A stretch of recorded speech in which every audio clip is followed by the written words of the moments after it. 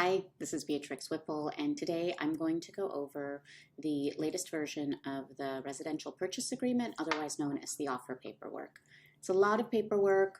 There are some things that are very important. There are some things that are not so important. I'll go over all of the main points and go over more quickly some of the less important things. A lot of this is generic. It doesn't necessarily have any impact specifically on the property that you're purchasing. They're just general disclosures. So let me go over these. I'll point out all of the important facts, and I'll also email you a blank copy of this so you can look through it and reach out to me with any questions. Okay, so the first page of the offer is an addendum called the Disclosure Regarding Real Estate Agency Relationship. This just says, hey, everyone is aware that there's an agency relationship here. I am representing you as a buyer in this transaction. I hang my license with Avenue 8, which is the broker that I hang my license with. Here is buyer 1's name. If there are two buyers, buyer number 2's name goes over here. And then here is my name, Beatrix Whipple with Avenue 8 is representing this buyer. It also says I have a fiduciary duty to you. I have to represent your best interest, disclose anything I know about the property, just really setting clear guidelines of, hey, I am representing you in this transaction. 2 pages of this. The next page is the Fair Housing and Discrimination Advisory, which is a generic disclosure that both buyer and seller have to sign that says it's illegal for a seller to discriminate on any basis of race, sex, marital status, citizenship, color, sexual orientation, familial status, ancestry, gender, every single thing in this box. Just a very generic disclosure that both buyer and seller sign, agreeing that they acknowledge that it's illegal to discriminate on any of these items. Okay, possible representation of more than one buyer or seller. This always means at least one thing. Sometimes it can mean 2 things. So multiple buyers. What this means is that, and this is one that is always the case, that the broker, Avenue 8, who I hang my license with, has more than just you as a client. There are other buyers represented by other agents or other buyers represented by me who are also looking for other properties. It does not mean that I have multiple buyers offering on the same property. It just means that you understand that Avenue 8, who I hang my license with, has more than just you as a buyer. Dual agency, sometimes it means this. Dual agency would be a case where I have a seller who is either listing their property or wants to list their property, and you are potentially interested in that property and may make an offer on it through me. Sometimes this happens like if I have a listing and I'm holding open house and I meet people and they don't have an agent that they're working with and they decide to work with me and put in an offer through me on that property. Dual agency.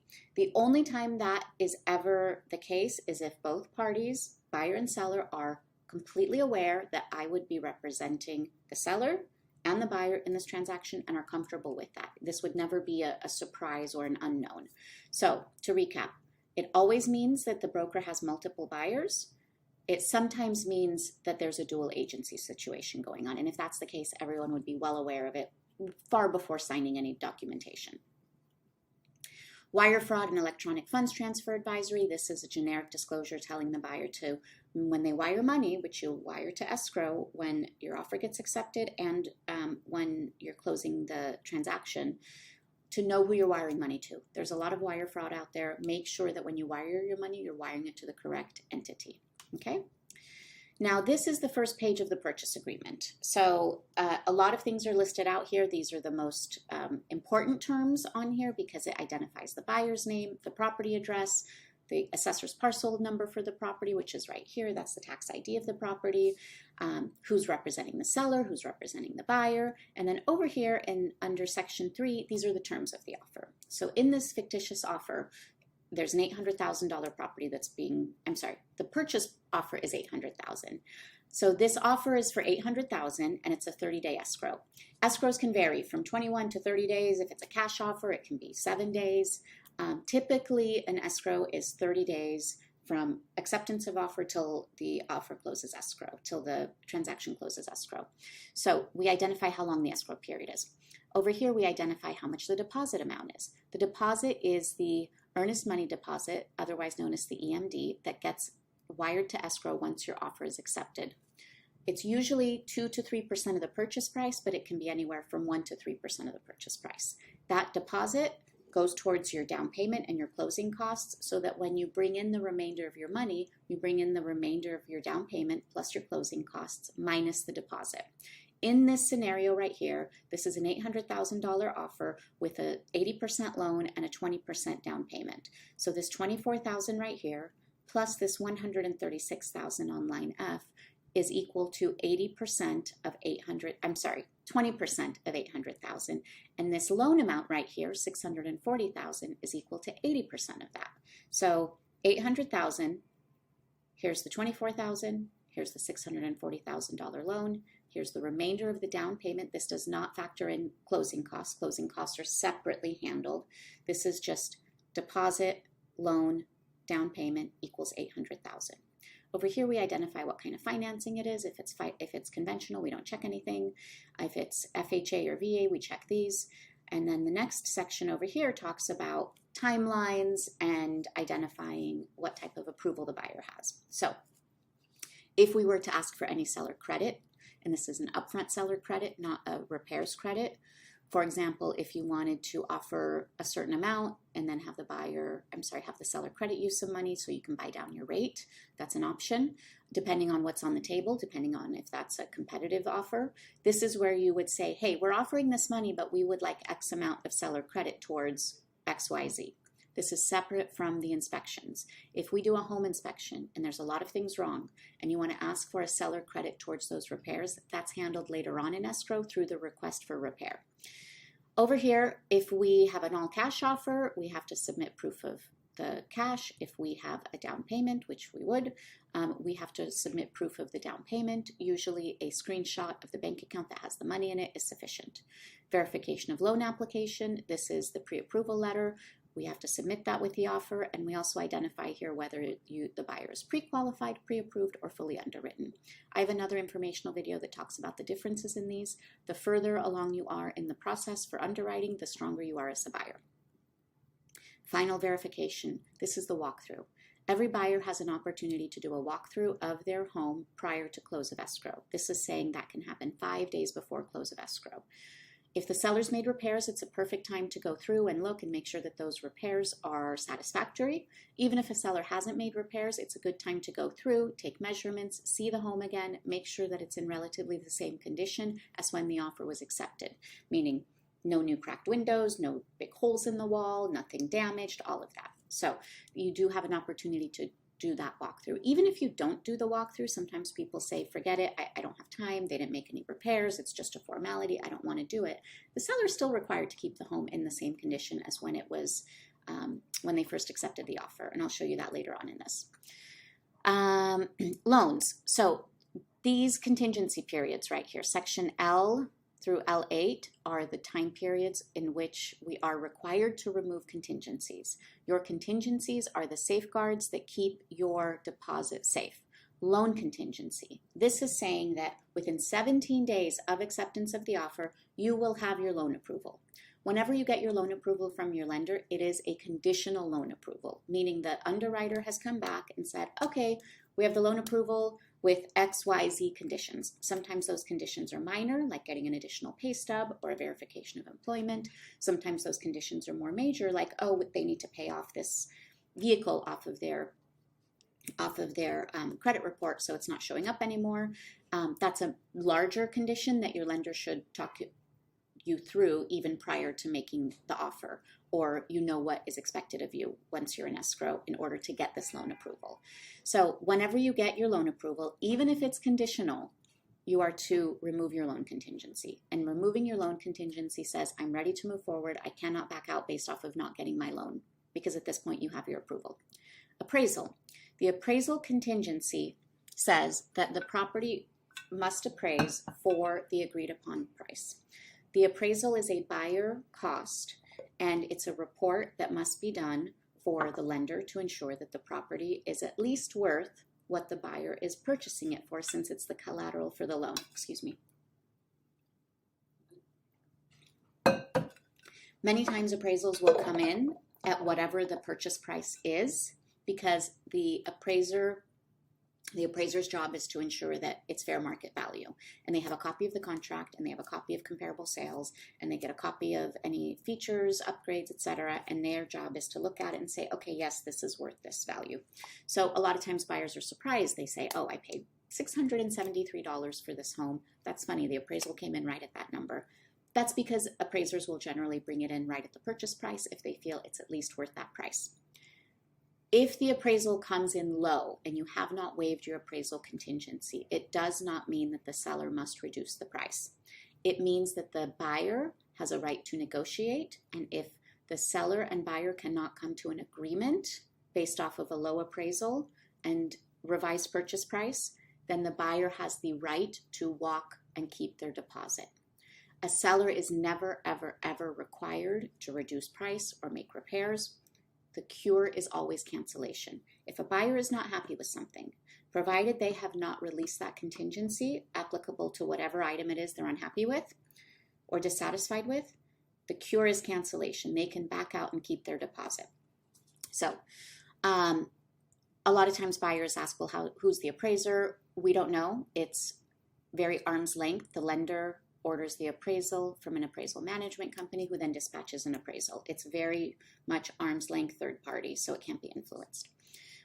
Next contingency, investigation of property. So this right here is the physical inspection. When you do a physical inspection, if it's a house, the inspector will go on the roof, under the house if it has a crawl space, look at all the systems, plumbing, electrical, gas, all of that, and give you an idea if there's anything that would indicate that there's any problems.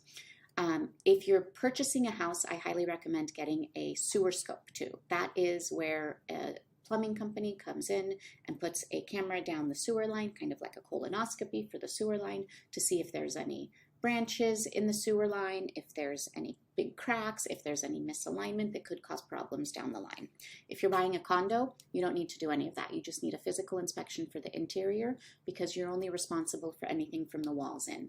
The inspector will still look at electrical, plumbing, all of that, but it's not as extensive as if you're buying a single family home. Once again, with the inspection, if there are things that come up in the inspection that are concerns, we have a right to ask for repairs or negotiate a credit towards repairs. The seller is never required to make any of those repairs unless they are the minimum mandatory government requirements, which I'll get to later. If a buyer is unhappy with the seller's response and they have not lifted their inspection contingency yet, the buyer can walk, cancel escrow, and their deposit is refundable as long as they have not released the inspection contingency. So that's the physical inspection part. That being said, per the contract, and I'll show this to you later, every home is sold as is in its present physical condition as of the date of acceptance of the offer, subject to buyer's investigation rights. That means a seller is never required to make repairs, but a buyer can come in, do their investigation, and back out if they're not happy with the condition or cannot come to terms on a repair request. Okay, these are some other parts of this investigation period. Review of seller documents. The seller will fill out many, many documents to disclose past fixes, current problems with the house, any issues they've ever had. We have a right to review those, and those are all a part of your investigation period. Preliminary title report, which is right here.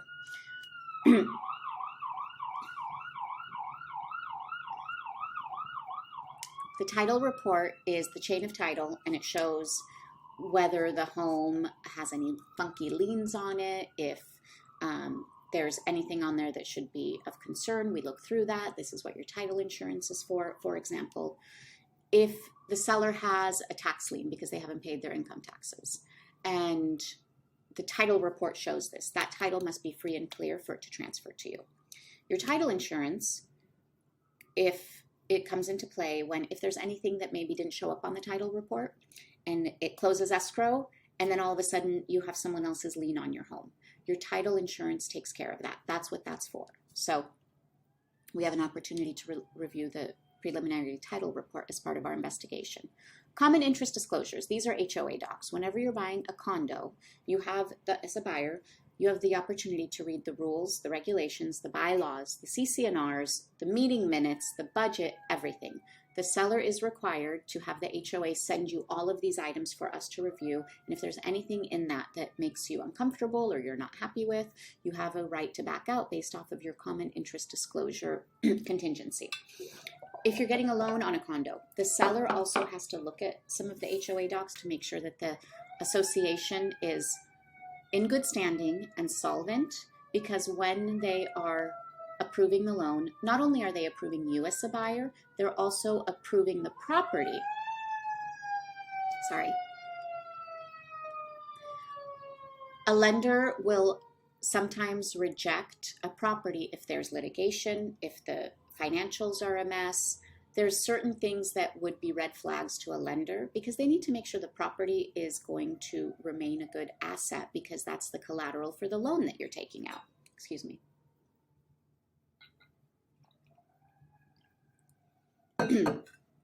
Review of leased or liened items. This is getting a little bit more common. If a seller has leased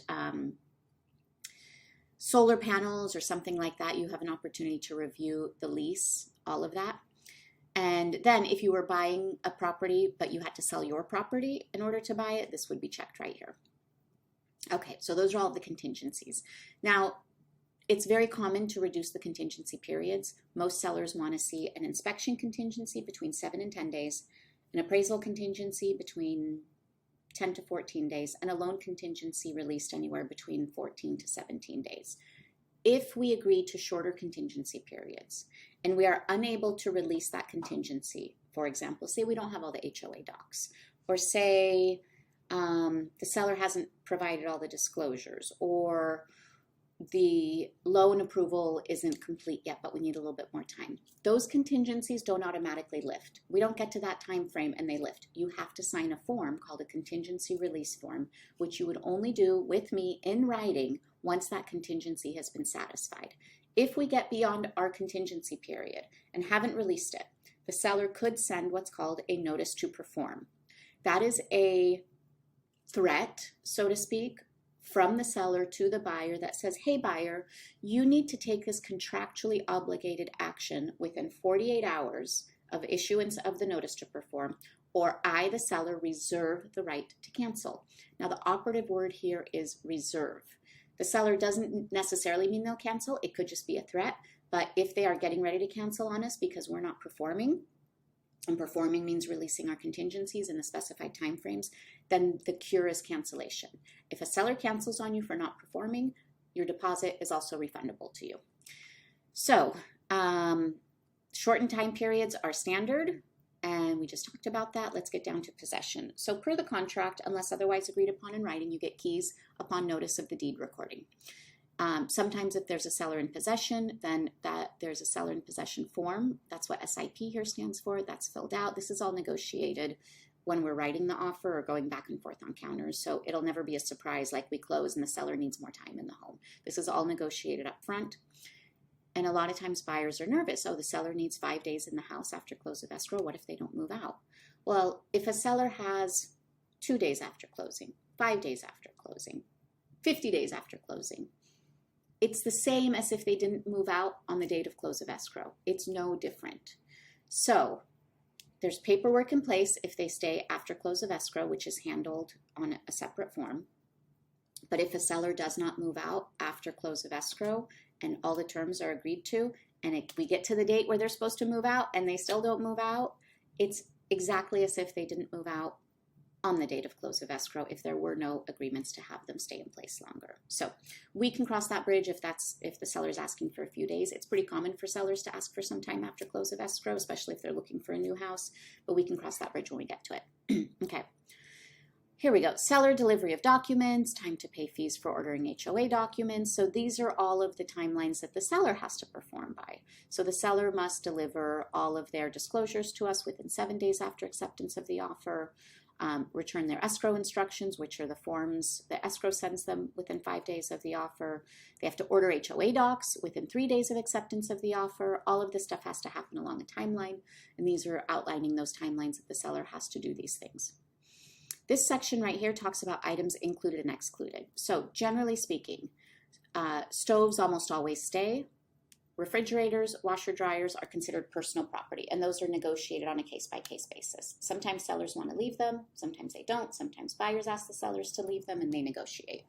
So this is where we check everything that stays with the property. A good rule of thumb is anything that's affixed to the property, like bolted in, should stay with the property, with the exception of like flat screen TVs. Over here, allocation of costs. This talks about who pays for what. I wrote this very standard. So boilerplate is for the seller to pay for a natural hazard zone disclosure, which is a third-party company generates a report that we review as the buyer and tells us whether the home is in a flood zone, fire zone, earthquake, fault zone, etc. If you're buying a home, it's useful because it'll tell you if you need to buy additional flood insurance, things like that. If you're buying a condo, it's more informational than anything because the building insurance is covered by the HOA dues. When you buy a condo, you only insure the interior and the contents. That's called either a walls in or a HO6 policy. It's two names for the same thing. It's very similar to a renter's policy. Your lender will want you to get that. If you're buying a house, your homeowner's insurance is all you really need. If you get a natural hazard zone disclosure and you are in a flood hazard area, you may need to get additional flood insurance, but I'll help you look over this once we get that report. This is one of the reports that we read from escrow. We ask for the seller to pay for that report. Home inspection. Home inspection is always the buyer's cost. The buyer pays for the home inspection. The buyer chooses who the home inspector is. In this case, we ask for a termite report paid for by the seller. If you're buying a condo, you don't need to ask for a termite report because the termite is handled by the HOA. They have their own schedule for when they inspect it, when they do work, all of that. You're not responsible 99.9% of the time for any termite work if you're living in a condo. If there's termite work inside, like say you have a wooden windowsill and you have some termite damage, it's kind of a gray area. We could go over that case by case, but 99% of the time, you do not need to worry about asking for termite work to be done or a termite report when you're buying a condo. When you're buying a single family home, it is standard to get a termite report. In this case, we've asked the seller for it. Sometimes the seller will say, I'm not paying for a termite report. Buyer, you do that as part of your investigation. A termite report costs $75. A termite company will come out, look at it, issue a report, and tell you how much it's going to cost to do the termite work, which at that point, we can see if that's a negotiation we want to have with the seller on the request for repairs or credit for repairs. Okay, here we go. Section Q5, government required point of sale requirements. Per California law, a property must only have 3 things in most cities to sell. Smoke detectors in each bedroom. If the water heater is a tanked water heater, it must be earthquake strapped. And there must be a carbon monoxide detector in the house. Beyond that, if a property is falling off its foundation or doesn't have a roof, and the lender and the buyer and the seller are all in agreement about the condition and the sale's going to happen, only those 3 things must happen. Smoke detector, water heater, straps, and carbon monoxide detector. Now, some cities have point of sale requirements. City of Carson, the city will come out, do a health and safety report, and the seller has to fix some things. City of San Pedro, the city will come out, make sure that the gas meter has an earthquake disabler on it. They also look at the toilets, I believe. They have to be low flow. So certain cities have different things. If you're buying in a city that has these point of sale requirements, we ask the seller to take care of those things. Most cities don't have those point of sale requirements, but any government requirements or city point of sale requirements, we're asking the seller to do those things. Now, escrow fees. Escrow is a third-party company that facilitates the transaction between buyer and seller. Some states have attorneys. We have escrow. Escrow is usually seller's choice who the escrow company is, and each to pay their own fees. There's escrow fees for the seller, there's escrow fees for the buyer. Owner's title insurance policy. The owner's title insurance policy is paid for by the seller. The title insurance provider is seller's choice usually. The buyer's lender's title insurance policy, which is the buyer's insurance policy, is paid for by the buyer. The title insurance, again, protects the title from any funky liens on it that may show up, as I talked about earlier in this presentation. So each to pay their own title insurance.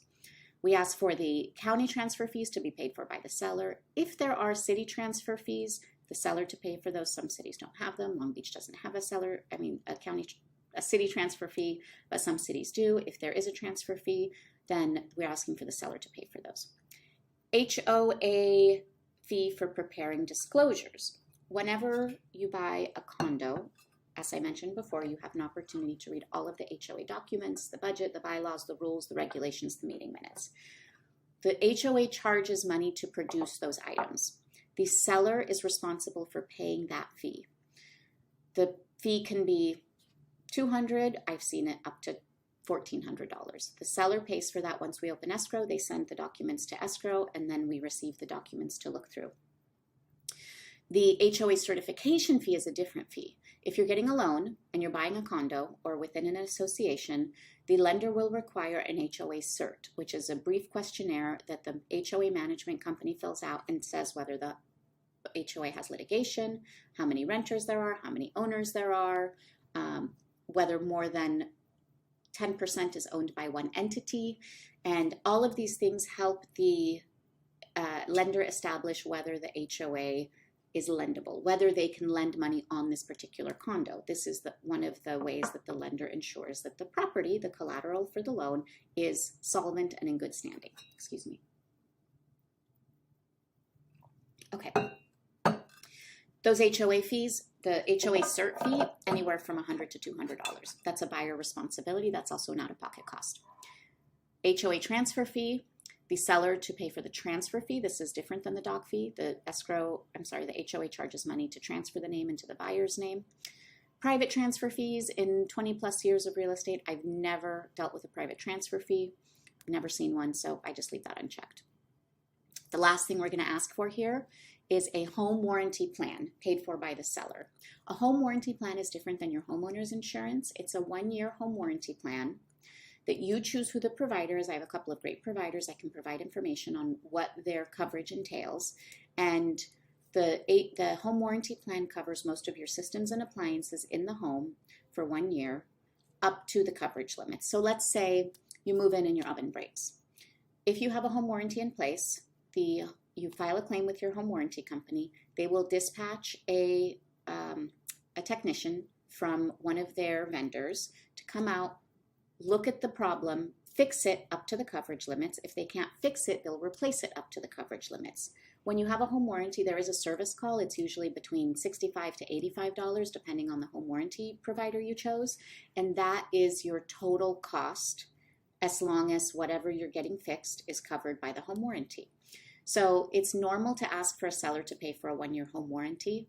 After that home warranty is up, you have the opportunity to renew it if you want. I think it's a good idea to have it. It's just an extra added protection. A home warranty, like things that you could use for a home warranty claim, is say you need a plumber because your toilet backed up. Some home warranties even cover key changes. When you get your new house and you get your keys, for the service call of $65 to $85, they'll come out and rekey all of your keys, which is cheaper than a locksmith coming out. If your microwave breaks, if your oven breaks, if your dishwasher's covered in the home warranty, if your refrigerator's covered in the home warranty and that's not working, your washer, dryer, all of these things. So with this, we say what kind of coverage we want. We want the updated home warranty with appliance and HVAC coverage. That's assuming the home has HVAC, which is heating and air conditioning system. Buyer's choice of who that home warranty is. We can help you decide who to choose. Okay, now the rest of this is going to go pretty quickly because this is mostly informational. This next page talks about all of the addendums that are with this offer. There's a few that are baked in right here, the buyer's inspection advisory. We'll go through that next. It's after the offer. The wire fraud advisory we already went through. The fair housing advisory we already went through. That was in front of the offer. And the Privacy Act notice is subsequent, so we'll go over that next. So these are baked in. They're always a part of the offer. We don't have any of these others checked on this sample because in this case, we don't have a septic system or a short sale addendum. If we do, I can explain what all of those are, but we're not subject to those addendums with this offer. Okay. These are definitions of things. A lot of this I've already covered. Definitions of things, all informational. Here we go. seller remaining in possession after close of escrow, like I said. If that's agreed to, it's all in writing, it's all documented. Contingencies and removal of contingencies. So here it talks about the different contingencies. I've covered this in this video and also in the buyer's booklet. Here's the appraisal. We talked about that. If you waive your appraisal contingency, which some buyers do, all that means is that if the appraisal does not come in at the sales price, then you have given up your opportunity to back out and keep your deposit. You must proceed on purchasing the property at the sales price. It doesn't mean that your inspection contingency is waived. It doesn't mean that your loan contingency is waived. It just means that if you waive your appraisal contingency, you have removed your right to back out based off of a low appraisal. Investigation of property. Okay, there is something very important that I would like to point out on this. This talks about the inspection, which we talked about. This is all informational. Planned development disclosures, those are the HOA docs. We've talked about all of this. This is all informational. This right here talks about anything included. Anything affixed to the property is included. Any personal property is not included. Flat screen TVs, things like that are not included. Here's the legally required things that are included, the carbon monoxide, the smoke detectors. We talked about all of this. This is all informational talking about when the seller needs to provide certain things, which we talked about in the first couple of pages. Ooh, let's see.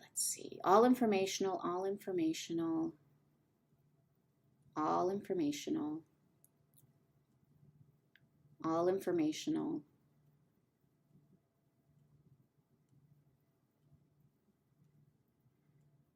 Okay, let's talk about this. Time periods, removal of contingencies, and cancellation rights. The time periods are all specified in the offer under the section where all the contingencies are listed. If a buyer doesn't remove their contingencies in time, the seller can try to cancel on them. If a buyer cancels and does not remove all of their contingencies, their deposit is refundable. However, because the deposit is held in escrow, which is a neutral third-party company, nothing can happen without agreement from both parties. So if the buyer cancels, the seller has to agree to the cancellation and sign, and in that form is instruction on what happens with the deposit. It is possible that a seller could be difficult and not sign the cancellation and agree to give the buyer's deposit back. That does not mean your deposit is lost. It means a couple of things. One, you would potentially go to arbitration. Two, unless the escrow gets canceled, the seller cannot resell the property. So in most cases, sellers are very eager to just move on, get the property into escrow again, sign the cancellation, and the buyer gets their deposit back from escrow, in most cases. In the event that there is a disagreement about the deposit, which is usually the reason why buyers and sellers are fighting, we have a couple of options. There's arbitration or litigation, and we'll get to that in a subsequent section because I want to point something out. So those are the seller's rights to cancel. The buyer's rights to cancel are until they've removed all their contingencies. And if a buyer removes all contingencies, they can still cancel, but they may be subject to losing their deposit once they've removed all contingencies. Okay, here we go.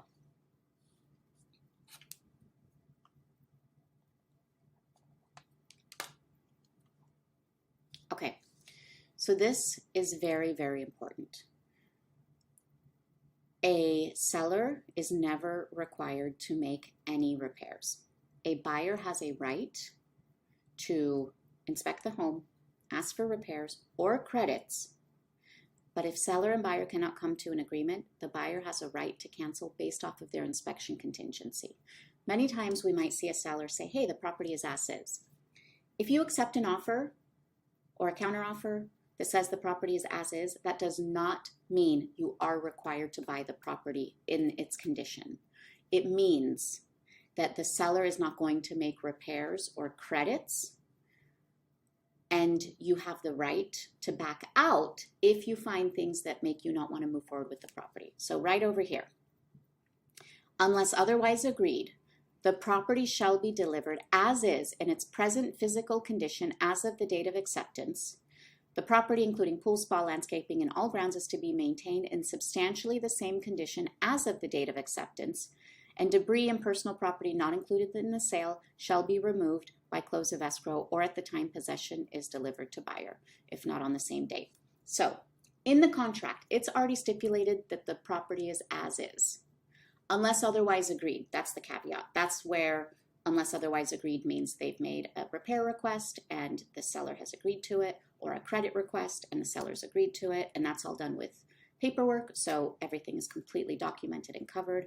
But a lot of times buyers get nervous if a seller comes back with a counteroffer and said, hey, this property is being sold as is. It does not mean that the seller is hiding anything. It does not mean that the seller knows something is wrong with the property, and it never means that the buyer must purchase the property in that condition. It just means that the seller is reiterating what's already in the contract and is not going to make repairs or credits. If a buyer does their inspection and is unhappy with the condition and does not want to move forward with the purchase, they can back out and keep their deposit based off of their inspection contingency. Okay, so everything else here is informational. Everything else here is informational, definitions of things we've already talked about, informational, definitions. There are a couple of important things coming up here. Definitions. Okay, right here. Clause 29, liquidated damages. This says that if the buyer gets into escrow, goes through the escrow process, releases all of their contingencies, which you would only do with me in writing once that contingency has been satisfied. If you release all of your contingencies and then try to back out at the 11th hour, the seller can try to keep your deposit as liquidated damages. Now, if buyer and seller do not agree upon cancellation, and usually they're disagreeing about a deposit, then the solution is arbitration. With the arbitration clause, it says that if things get so ugly between you and a seller that you're threatening to sue each other, you agree first to do arbitration. If you do arbitration, it's done in front of the real estate board, and the real estate board understands the contract inside and out and understands what your rights are and your contingencies are as a buyer. I think it's in most buyers' best interest to agree to arbitration. It's faster, it's less expensive, and the people who are deciding the fate of usually the deposit are people who completely understand the contract inside and out and how it protects the buyer. Now, you are not required to sign this, the arbitration clause, when you make an offer, but a seller could say, unless they sign the offer, I'm not accepting the offer. Unless they sign arbitration, I'm not accepting the offer. So 99% of people do sign it. Sometimes every once in a while someone doesn't want to sign it. Usually it's an attorney because they want to go to litigation instead of arbitration. But it's up to you whether you want to sign it. But just keep in mind, a seller could say, I'm not accepting this offer unless they sign it. Okay, so that's it. That's the meat and potatoes of the offer.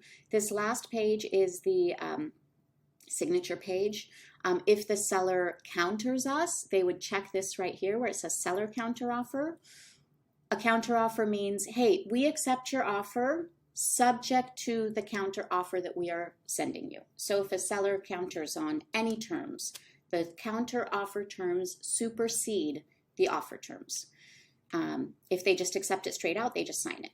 Over here, my signature, the other agent's signature if they do accept it. Now, the offer expires technically 72 hours after writing the offer. However, that does not mean that if the seller gets back to you 4 days after we've submitted the offer and wants to accept your offer, that it's void and we have to write a new offer. It just means that if you make an offer on a Sunday, and then you make an offer on a Wednesday, and then you make an offer on a Saturday, and Sunday seller gets back to you and accepts your offer, and Wednesday seller gets back to you and accepts your offer, and Saturday seller gets back to you and accepts your offer, you're not technically bound to 3 properties. That being said, If a seller accepts your offer and you don't want to move forward, it's very easy. We just send in a cancellation or a withdrawal of offer if they haven't accepted it, or a cancellation if they have. So that's no big deal. It's just paperwork. If it's early on before the deposit has been sent in. The next page after this is the buyer's investigation advisory. If you recall, there was a section of addendums that were baked into the contract, and this is one of them. This is just a generic addendum saying, hey buyer, it's your right and your duty to do your due diligence, get a home inspection, read the disclosures from the seller, read the reports from escrow, really satisfy yourself that this is the property you want to move forward with. And then there's definitions of things.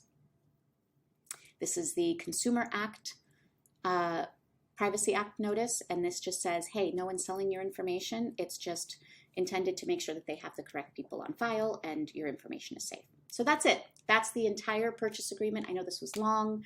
You've been very patient going through this, but it's a lot of paperwork, and when it does come time to sign an offer, I want you to be fully comfortable with the paperwork and understand what you're signing. If you have questions on any of this, please reach out. Thank you.